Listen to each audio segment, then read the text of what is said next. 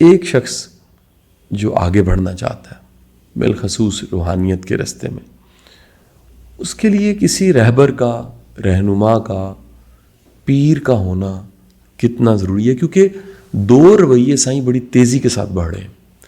ایک وہ طبقہ ہے جو پیر پرستی میں وہاں پہنچ گیا، جو کہ بالکل ہی کہہ لیجیے گمراہی ہے، یعنی وہ ماورائے انسان کے درجے پہ پیر کو لے گئے ہیں۔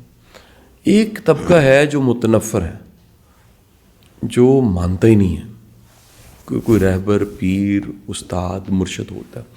اس سوال کو میں روحانیت کی ڈومین میں ضرور سمجھنا چاہوں گا کہ ہم روحانی مدارج کو طے کرنے کے لیے، ایک مقام سے اگلے مقام پہ جانے کے لیے، روحانیت کے راستے پہ چلتے ہوئے ہم استاد پہلے تو ہونا کتنا ضروری ہے، یہ بات کس درجے پہ ہونا چاہیے، اور اگر نہ ملے تو کیا کرنا چاہیے۔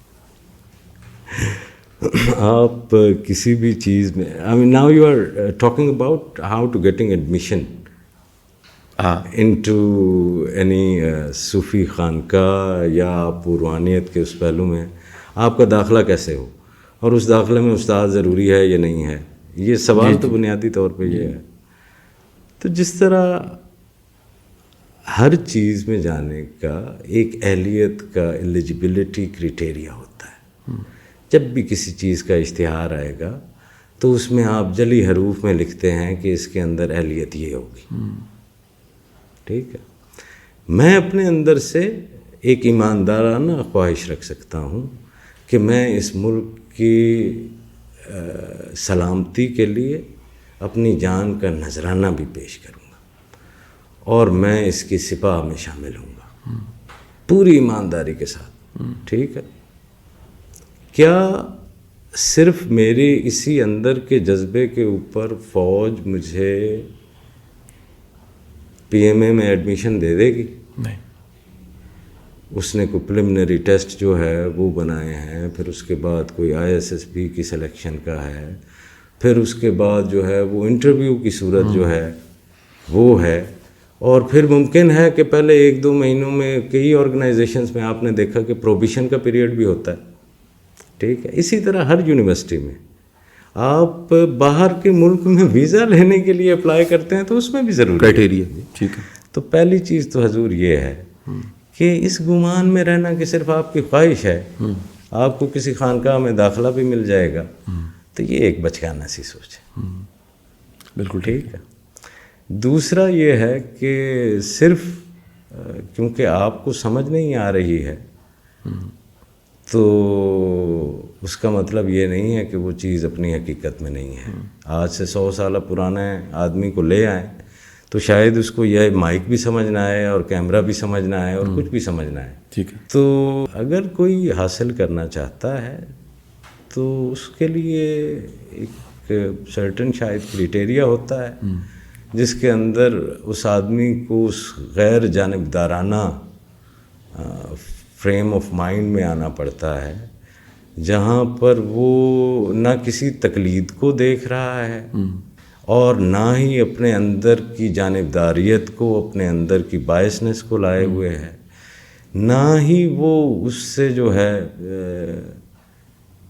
اپنی انا کا یا اپنی انٹرسٹ کوئی جو ہے وہ قائم کیے بیٹھے ہیں۔ بہت سارے لوگ جو صرف پی آر کی تلاش میں ہوتے ہیں وہ کوئی پیر ڈھونڈ لیتے ہیں، ایک بیچ میں آئی کا اضافہ کر دیتے ہیں، ٹھیک ہے۔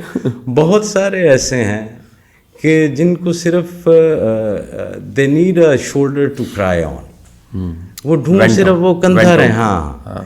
ایک کو جو ہے وہ صرف باپ والی توجہ جو ہے وہ اپنی زندگی میں نہیں ملی اور وہ وہی تلاش کر رہا ہے، ٹھیک ہے۔ تو وہ جو میں عرض کر رہا تھا نا کہ وہ جو پہلے والی اہلیت ہے، ٹھیک ہے، اس کے اوپر جو آدمی ہو اور وہ یہ سوال کرے کہ مجھے نہیں مل رہی، ایڈمیشن بھی مجھے نہیں ملا اور مجھے اس میں کوئی سہولت بھی نہیں ملی، تو وہ نہیں ہے جی۔ تو آپ پہلے اپنی تلاش پہ تو اخلاص لائیں کہ آپ ڈھونڈ کیا رہے ہیں۔ آپ تو معجزے ڈھونڈنے والا ایک کوئی جو ہے پھوکے مار کے آپ کو شارٹ کٹ طریقے سے کچھ کرنے والا جادوگر ٹائپ کا آدمی چاہیے، آپ کہاں سے کوئی ہدایت جو ہے وہ ڈھونڈ رہے ہیں، ٹھیک ہے۔ صحیح۔ دوسری طرف جو ہے ایک وہ طبقہ ہے کہ جو کسی سے ملے بغیر ہی رائے اس بنا چیز کو ایکسپیرینس کیے بغیر ہی، صرف اس لیے کیونکہ اب تک اسے جو پیچھے پڑھایا گیا ہے جی وہ اس سے آگے کی کہانی ہے، تو وہ اس کے اوپر جو ہے وہ کیے بیٹھا ہے۔ لیکن ایک بات میں آپ کو بتاؤں سے، کوئی بھی شخص اس روئے زمین پہ ایسا نہیں ہے، ٹھیک ہے، جو اپنی روح کی طرف نہ کھنچتا ہو، جو اپنے باطن کی طرف نہ جانا چاہتا ہو، ٹھیک ہے۔ بالکل صحیح. تصوف کوئی فرقہ نہیں ہے میرے حضور، یہ اندرونی جہت ہے۔ ہاں آپ باہر کے کسی بھی فرقے میں ہوں، اگر آپ کے اندر اندرونی جہت نہیں ہے نا، کوئی بھی اندر کی کوئی پاکیزگی نہیں ہے، واہ آپ ایک غیر متوازن، ایک انتہائی پھیکی، ایک انتہائی ناخوش اور شکوہ کرتے ہوئی ناراض زندگی گزارتے ہیں۔ بالکل صحیح، بہت خوبصورت.